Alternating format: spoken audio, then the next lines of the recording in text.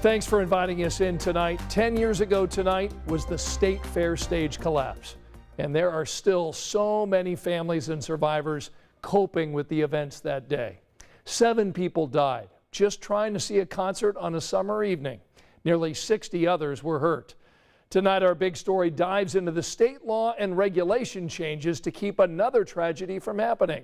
But we want to begin tonight on this Friday night with the stories of survivors finding a way to move forward year after year. People remember her as the sweet little girl in the tutu, 3-year-old Maggie Mullen, who came with her family to watch her favorite band Sugarland perform at the Indiana State Fair 10 years ago Friday. We were touching the stage.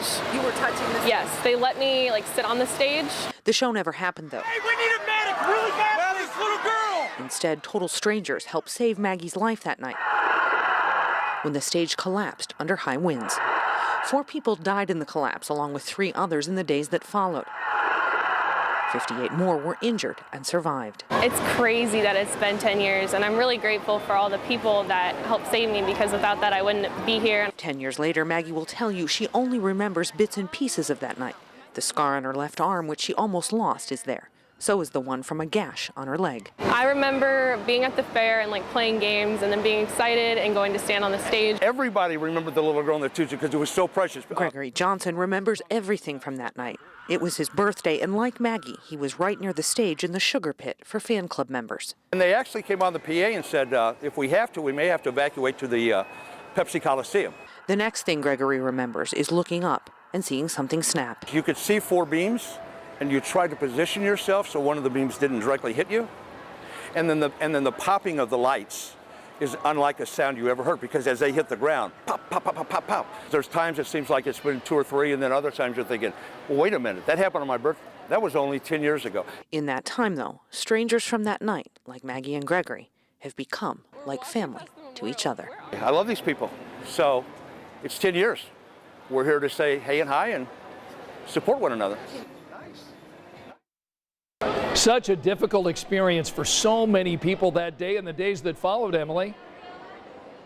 Yeah, absolutely, Scott. I mean, you remember it. We were out here. We saw some of the people. We talked to them in those days after. And tonight, Maggie and Greg speaking to us. Of course, Maggie just being 3 years old at the time. She has very few memories of that night, but Greg absolutely remembers pretty much every moment of what happened. And for him, this day will always be associated with his birthday. But they found a way to bring some good out of the tragedy. Many of the survivors have remained friends, and they've been there for each other through life's ups and downs over the past 10 years, and really, try and remember this day and pay honor to the victims. Emily Longnecker tonight at the Indiana State Fair. Thanks so much.